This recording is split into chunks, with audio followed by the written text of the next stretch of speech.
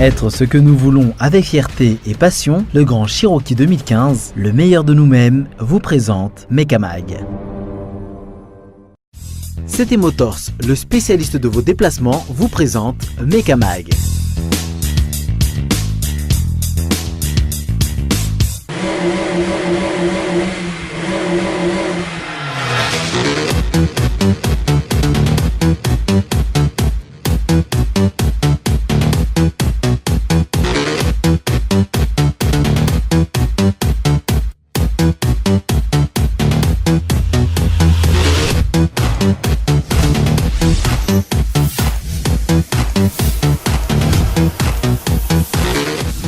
Marapatsika tonga eo amin'ilay fotoana efa mahazatra ny sendra nisy lalao mahafahadimy azy ireo miadina anaram-boninahitra eo amin'ity sokajy ity ny farany herinandro teo dia tsy izany fa nisy lalao Azatana izay nokarakarain'ny club Azatana ary natao teny amin'ny circuit Ambatomirahavavy fifaninanana naharitra roa andro izany raha ny fitsipika dia ny fotoana tsara indrindra vita na tamin'ny première manche na ny deuxième manche no raisina izay mametraka ny mpandresy ary dia Hugo Louvel no rapida indrindra ary ny signé fahatelin'ny ray ny victoire tamin'ity tampilalaovana ity termita sy 4.7 sy 9 no fotoana tsara indrindra nomeny izay nilarany teo amin'ny larany voalohany filarana amin'ny akapobeany ary ny Batany Amboara izy ihany koa ny voalohany teo amin'ny sokajy M10 sy ny sokajy Espoir.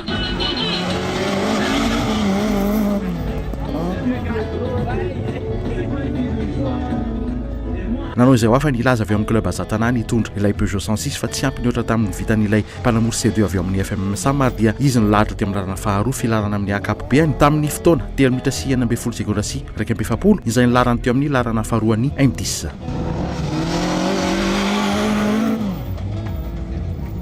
Bah voilà, troisième victoire à bord de ma petite C2 là. Le week-end a très bien commencé, aucun problème. J'ai réussi à faire le premier temps aux essais chrono, donc ça a bien commencé. Ensuite, là j'étais à 2 secondes derrière, donc c'était un peu serré quand même. Puis hier après-midi, on a tous les deux amélioré nos temps de 2 secondes chacun, donc moi toujours devant, lui derrière. Mais durant ce tour, justement, je me suis un petit problème à l'épaule où je me suis disloqué l'épaule. J'ai fini le chrono, mais bon, avec un peu de douleur. Et puis aujourd'hui, j'ai pas vraiment eu besoin d'attaquer puisque Laz est passé avant moi. J'ai vu qu'il n'avait pas amélioré son temps, donc j'avais plus rien à faire. Donc je me suis amusé avec un peu de spectacle. Et voilà, finalement, 3e victoire et tout va bien. Nafinaritra ilay izy zay tena nilalao be foana fa tsy ampy dia lasa foana le C2 sy Hugo dia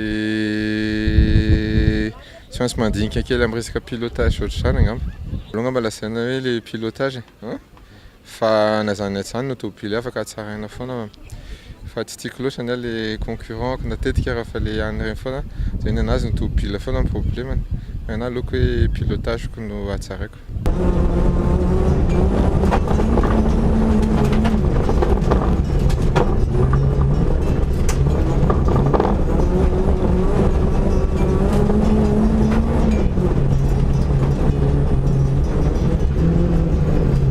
Mpanamory anankidimy kosa no niady mafy ny 3e place rehefa tsy tratratsony ireo M10 anankiroa saingy raha ny fotoana dia tsy nifanalavitra loatra tamin'ny vitan'ny Laza no nomeny Teddy ary dia ity mpanamory avy amin'ny club FMMSA manitora Peugeot 205 M10 ity no tompon'ny teny farany ary nanakatony ny podium slalom Azatana 7.4 izy ihany koa no nanakatony ny podium M10.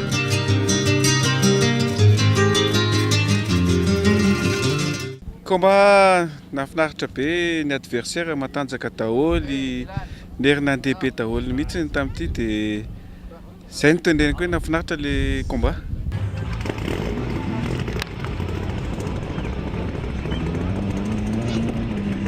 Ilay Disiany clan ny Liona no nanao ny 4e temps dia tsy izany fa itsory avy amin'ny club FMMSA nitondra Peugeot 106 izay nanome fotoana 3 sy 9 sekondra sy 9.20 izay tsara indrindra vita ny raisina ny première manche ary dia izy no fahefatra teo amin'ny M10.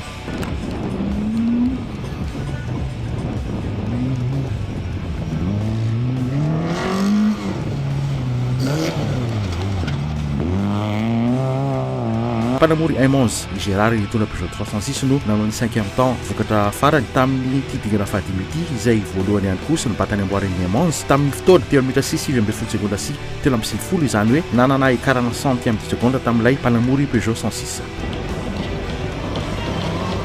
Latsaka klasy INS raha M11 hatrany no nahafantarana azy INS izay mitondra ilay Citroën Saxo M10 nanova monture dia mbola nitsapatsapa aloha tsy ratsy loatra ny vokatra 6e taona nanaraka 2 seconde kely taorian'ny Gérard fa saika mifampitady centième kosa tamin'ny dina izay nanaraka azy izay nanao ny 7e au général.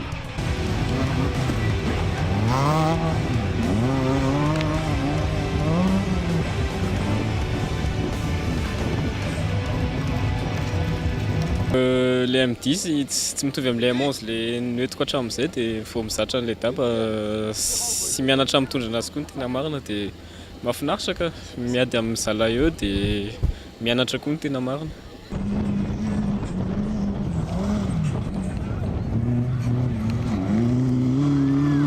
Ity naremaika no teo amin'ny lalana fahafito taorian'ny sitraka INS izay nanaraka centième de seconde taorian'ilay mpanamory Saxo. Mariana fa ity mpanamory ity ny deuxième manche no ny faninana fa ny première manche izay tsy afaka nandray anjara.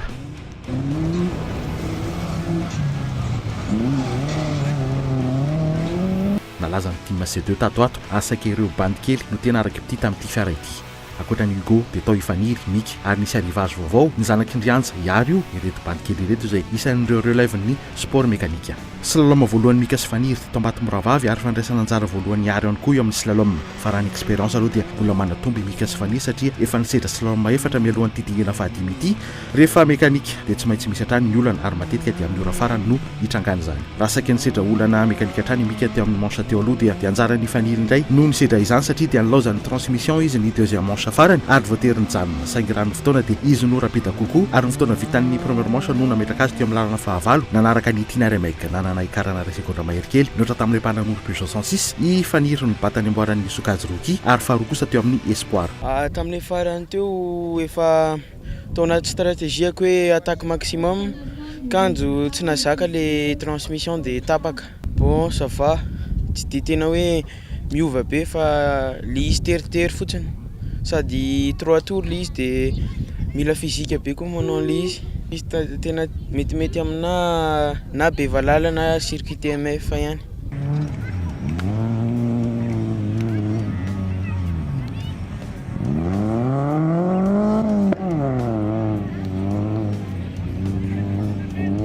Iary kosa no nanakatona podium Roky izay nisedra olana boaty ny saute kely hatrany tsy ratsy fiatomboka 13e au général teo anelanelana M11 anankiroa ibabaina sy ivy io kilometra sy 5,30 seconda sy 4,50 no fotoana tsara nomeny izay vitan'ny deuxième manche izy ihany koa no nanakatona ny podium Espoir.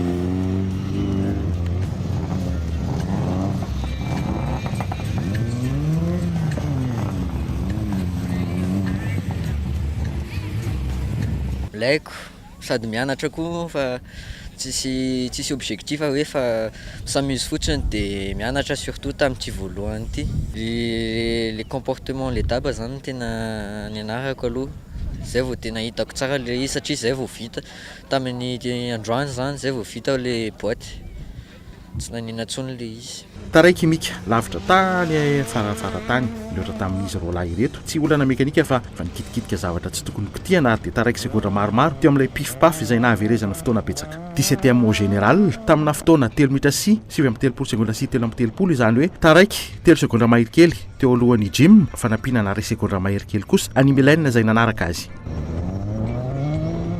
Zay zao vonondrolona teto fa tsara le piste raha ny tsy ampy kely zao dia la eo amin'ny resaka freinage zao mila travailler ny lasa loha loatra amin'ny freine.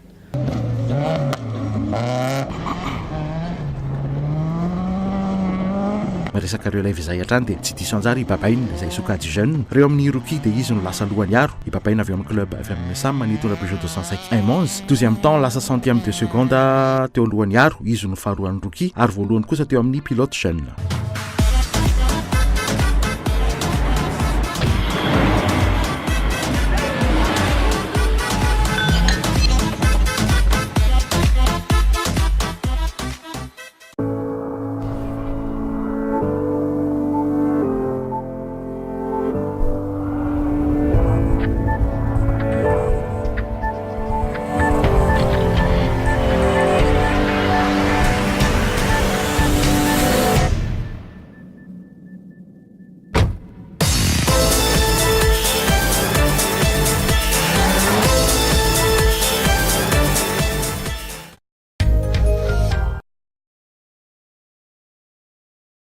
JRC Développement, une solution pour votre voiture. Entretien courant, réglage et diagnostic. Réparation mécanique à toute marque, vente de pièces détachées. Programmation et reprogrammation, PAP et EGR. Préparation de voitures de compétition.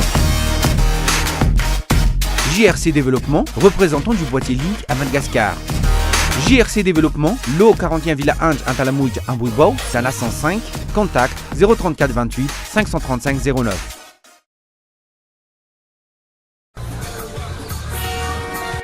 Karakor chauffeur, embouteillage, yin fika.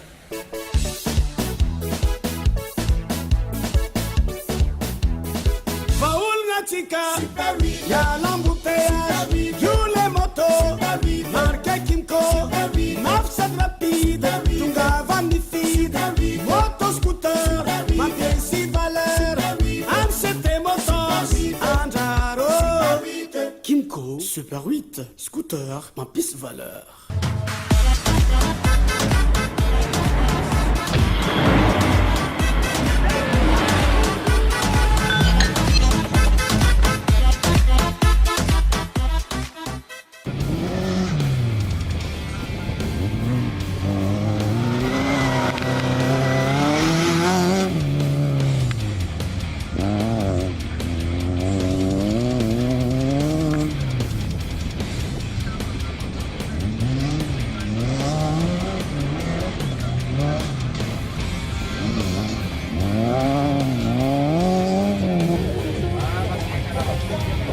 raha mivokatra teo amin'ny klasy sasany dia combat be hatrany teo amin'ny amanzy aloha dia rehefa lasa nigérara ny amboaran'ity sokajy ity dia midinirina sy iva ary mikalovela ny deuxième place fa mbola rapide kokoa ilay méganina ny tindrina ary dia ty mpanamora avy amin'ny club azatana ity no nilahatra teo amin'ny larina faharoan'ny Enmons izay nanao ny 9 amin'ny temps taoriana ny faniry tamin'ny fotoana roa minitra sy roa amby 3 segondra sy 5 amby 20 ary nanaraka 20 segondra taorian'iry ny mikalovela izay nitondra ilay BMW ary nibata ny amboaran'ny Propulse.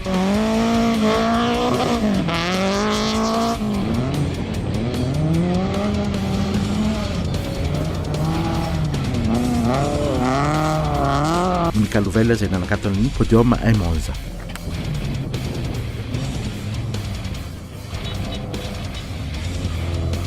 Teo amin'ny M12 de motrice ny fangaroana propulsion anakefatra sy traction anankitelo dia combat be ihany koa marihana fa nisy ireo propulse roa ny mpandresiny drift control ity sokajy ity ary ity slalom azatana ity no nandraisany John Ratoby anjara voalohany teo amin'ny resaka slalom rahatany mikartina trano no nanavanana ity mpanamory ity mpanamory avy amin'ny serka ity izay nifandimby tamin'ny vahatra niaraka tamin'ilay Peugeot 505 vahatra izay tsy zoviana amin'rehetra amin'ny slalom raha ny fotoana dia tsy nifanalavitra loatra ny vitan'izy roa lahy ireto fa i John no lasa aloha izay nanome fotoana 3 minitra sy 7 segondra sy 2 ity mpanamory Peugeot 505 ity no teo amin'ny lalana faharoan'ny propulsion sy ny fiara M12 de motrice Trajanza Bob avy amin'ny club azatana nitondra Golf M4 traction no rapide kokoa izay mibata ny amboara ary nanome fotoana 3 minitra sy 1 amby 3 segondra sy 7 izay nanao ny 11e temps au général taoriany Mikalovela.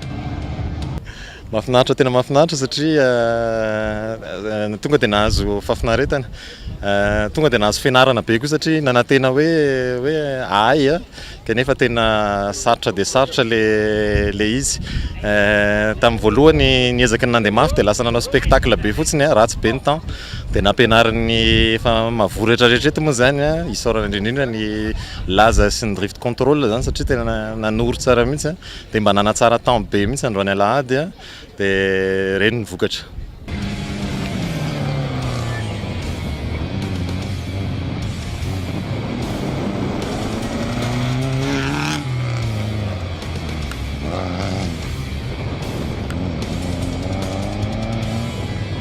No nanakatona ny podium ny M12 de motrice tamin'ny didikina fahadimy ity izay isan'ireo mpanamory ny drift control ivahatra no nanaraka ny John Ratoby teo amin'ny larana faharoapolo izay faharoa teo amin'ny propulse nanome fotoana 3 minitra sy 1 amby 7 segondra sy 9 raha 3 minitra sy 7 segondra sy 2 no vitany John Ratoby.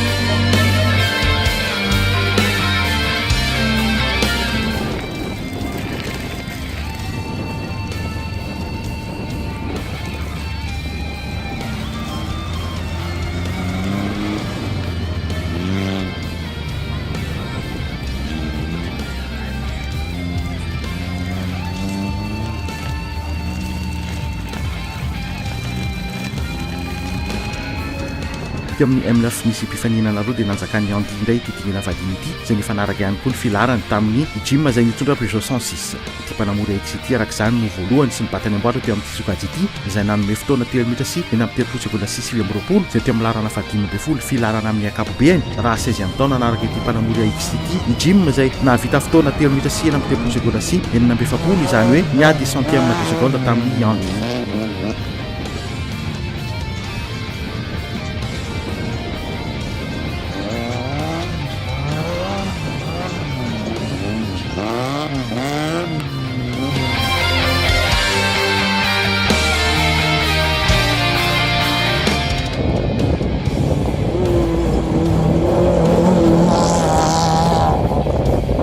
Telo ireo sokajy vehivavy nifaninana fa milaina no aingana kokoa izay nitondra Mitsubishi Colt M10 ary nibatany amboara 18e temps teo amin'ny filarana amin'ny ankapobeny izany nanome fotoana 3 minitra sy 9:30 sy 9:10 izany hoe miady centième de seconde tamin'ny John Datoby ary lasa alohan'ilay mpanamory Peugeot 505 raha Sekina no faharoa teo amin'ny féminin 23e au général tamina fotoana 3 minitra sy 9:30 sy 9:70 mbola M10 ihany ary Sylvie no nanakatony ny podium sokajy vehivavy izay nitondra Golf MK3 fiara izay nifampiasany tamin'ny Yanja Bob nanome fotoana 3 minitra sy 9:40 sy 9:10.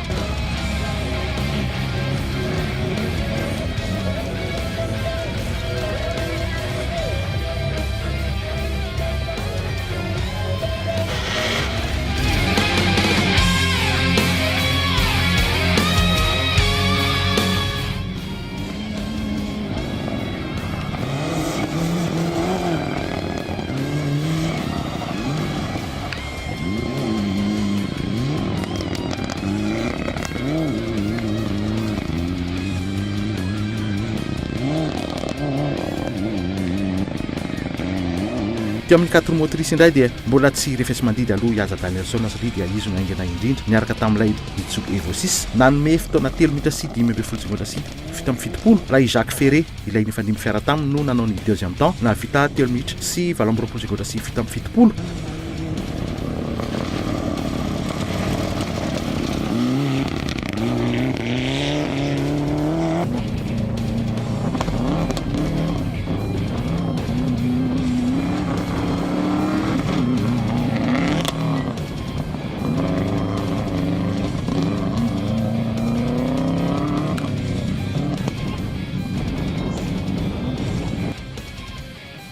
Ari Kamikaze izay nitondra Subaru GC8 no 3e temps 4 motrice tamina fotoana 3 minitra sy 2:30 sy 7:70 ary Chrono Kill izay mbola nitondra Subaru GC8 hatrany no faefatra izay nanome fotoana 3 minitra sy 9:70 sy 4:40.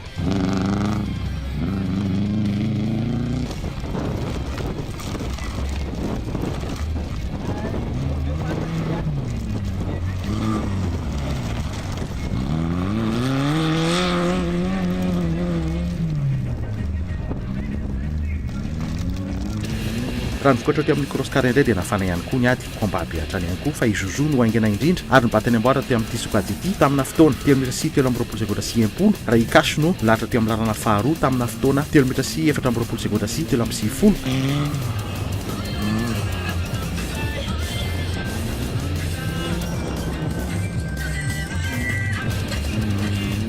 Ohatran'ny mafimafy le combat tamin'ity nanomboka 2008 ngamba no lalao teto Vatomravavy androany voatrany hoe nahazo ny voalohany tamin'ny crosscar sy fotoana ty arina zany fa dia nafinaritra ihany le izy na dia misy ara ny olana kely mekanika sana fa azo namboarina ihany le izy ny pilote koa moa ohatrany mba en forme tamin'ity dia mba mifanaraka atao ny mekanika sy ny pilote dia nety le androany.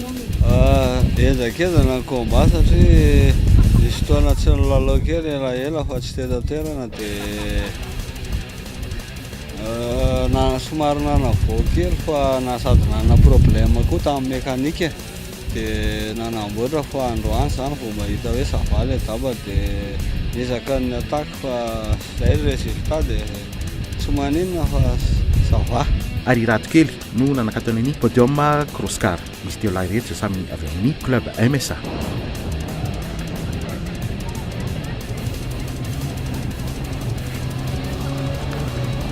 Dio Tsotso no nanaraka ny radikely teo amin'ny lalana faefatra izay tara 10 sekonda mahery tamin'ilay mpanamory avy amin'ny MSA fa naka 2 sekonda kosa izay mahery kely tamin'ny kakely izay nanakatony ny top 5 crosscar.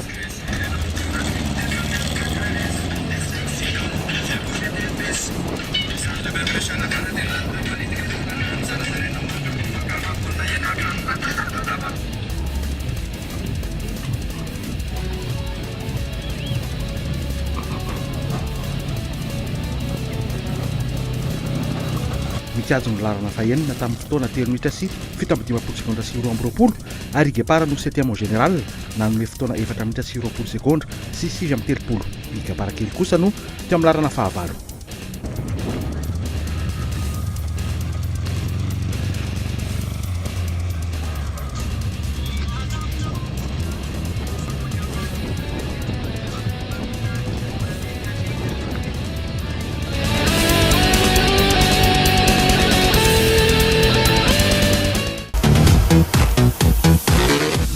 On aurait pu vous proposer un sommaire 100% britannique, mais Salon de Francfort oblige, on ouvre ce journal avec une nouveauté allemande, le X7 e-Performance. Ce concept préfigure le futur SUV amiral de la gamme BMW.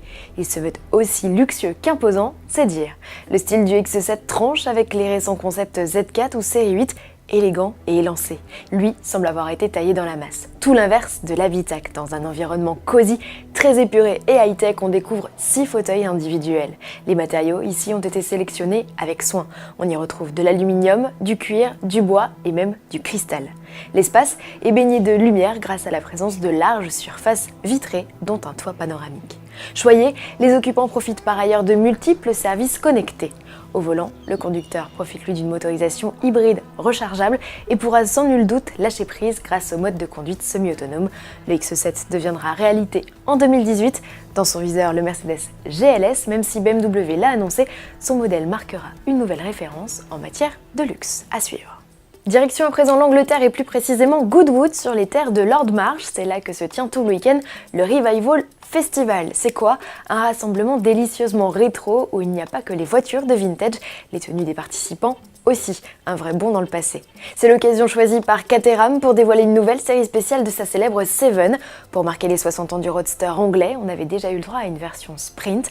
Voici aujourd'hui la Super Sprint, un modèle encore plus ancré dans la tradition, avec son pare-brise minimaliste, son rétro fixé à même la carrosserie et son arceau en pointe dans sa version monoplace. Les biplaces héritent, elles, d'un arceau classique. La planche de bord accueille un coupe-circuit très stylé et un volant en bois. Toujours animé par le 3 cylindres turbo de Suzuki, sa puissance a toutefois été portée à 97 chevaux. Une édition limitée à 60 exemplaires, tarif à partir de 32 700 € outre-Manche. TVR, le retour, c'est fait, ça s'est passé à Goodwood. Voici la nouvelle Griffith, un nom ancré dans l'histoire de la marque britannique, née il y a 70 ans. Il est apparu pour la première fois en 1963 et réutilisé en 91. Contrairement au modèle TVR du passé, cette Griffith hérite de nombreux appendices aérodynamiques, ailerons et diffuseurs en tête. Réalisée en collaboration avec Gordon Murray, à qui l'on doit notamment ses sorties d'échappement latérales, elle embarque le V8 5 litres de la Mustang revue et corrigée par Cosworth, ce qui lui offre autour de 500 chevaux. Elle, qui utilise en grande partie du carbone et de l'aluminium pour sa structure, ne pèse que 1250 kg à sec, de quoi la propulser à 100 km/h en moins de 4 secondes et à plus de 320 km/h en pointe. L'édition de lancement limitée à 500 exemplaires est déjà disponible à la réservation, mise de départ 90 000 livres, pas loin de 100 000 €, arrivée prévue en 2019. Voici une type E qui d'apparence ressemble à toutes les autres, et pourtant, en soulevant le capot de cette merveille ou en jetant un œil au tableau de bord, on remarque tout de suite la supercherie, cette type E est électrique. En installant le moteur de près de 300 chevaux et les batteries à l'avant, Jaguar dit avoir conservé le comportement routier du modèle d'antan. 46 kg plus légère que le modèle originel, équipé d'un 6 cylindres en ligne, la nouvelle venue abat le 0 à 100 km/h une seconde plus vite que son aîné, avec un chrono de 5 secondes 5. Encore à l'état de projet, le constructeur dit cependant étudier la possibilité de la mettre sur le marché. Le menu du Salon de Francfort 2017 s'annonce appétissant malgré l'absence de certains mets. Pour pimenter cette édition, on peut toujours compter sur quelques spécialités. Parmi elles, une recette italienne dont seul Lamborghini a le secret, l'Aventador S Roadster. Les ingrédients sont identiques que ceux du coupé présenté fin 2015. Prenez une Aventador Roadster, ajoutez-lui des roues arrière directrices, augmentez de 40 chevaux la puissance de son V12 6 litres 5 atmosphérique et peaufinez sa déco avec un kit aéro plus affûté. Et voilà le travail. Si la greffe d'un hardtop rajoute 50 kg au Roadster, cela n'entache pas ses performances. Il ne perd qu'un dixième sur l'exercice du 0 à 100 km/h avec un chrono de 3 secondes. La vitesse maxi est inchangée et plafonne toujours à 350 km/h. Côté tarif, repas gastronomique oblige, l'addition est salée, 376 399 € TTC, arrivé en concession de ce bolide de 740 chevaux en février 2018. Chez Honda, on se décide enfin à révéler la carte. La Jazz n'est pas l'unique nouveauté du stand. Elle est accompagnée de la 5e génération du CR-V, un SUV présenté sous forme de concept alors qu'il est déjà commercialisé aux États-Unis. Particularité de cette version européenne, Honda lui greffe 3 moteurs, un 4 cylindres de litre essence et 2 blocs électriques dont un utilisé comme générateur. Cette configuration permet ainsi au CR-V d'obtenir 3 modes de conduite, 100% électrique, hybride et thermique avec fonction boost. Annoncé courant 2018, le nouveau CR-V sera épaulé par un 1,5 litre essence de 190 chevaux, mais pas de diesel. Un concept citadin 100% électrique baptisé Urban EV complétera l'affiche du stand. Quoi de neuf chez Kia? Le concept de break de chasse sur base de Procid en montre plus, de nouvelles photos qui permettent de découvrir un véhicule aux lignes fluides et au tempérament sportif avec cette large calandre, ses jantes de 20 pouces et cette garde au sol réduite.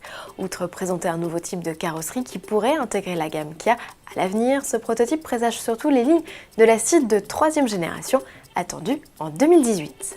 Moins glamour, la Picanto X-Line. Pour le salon de Francfort, la citadine de 3e génération a enfilé sa tenue de baroudeuse. Arche de roue plus proéminente, sabots de protection dans les boucliers et garde-sol surélevés caractérisent cet inédit modèle, équipé pour l'occasion d'un nouveau 3 cylindres essence de 100 chevaux, arrivée prévue début 2018.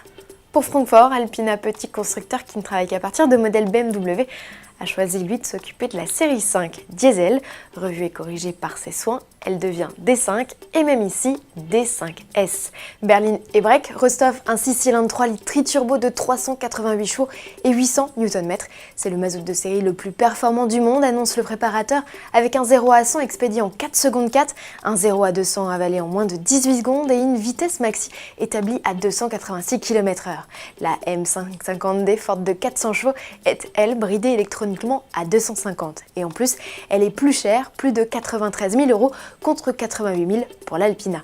Cerise sur le gâteau, ces versions S reçoivent d'office une transmission intégrale, un différentiel arrière à glissement limité, un châssis sport, des suspensions pilotées et des roues de 20 pouces.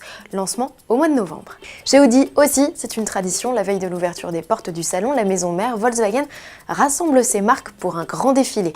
Ce sera l'occasion pour le constructeur Osano de montrer 2 concept cars.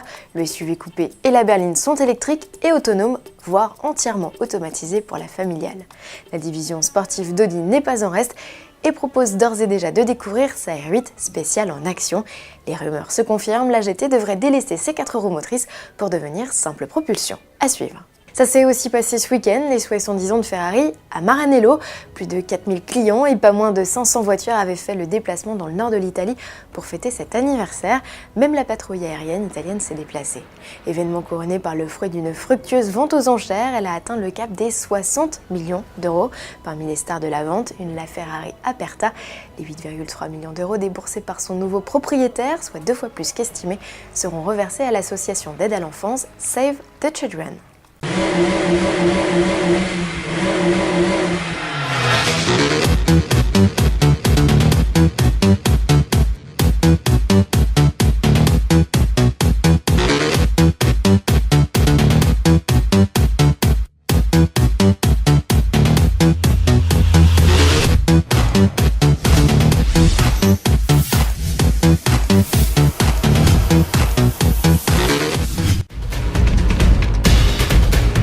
Être ce que nous voulons avec fierté et passion, le Grand Cherokee 2015, le meilleur de nous-mêmes, vous a présenté Mekamag.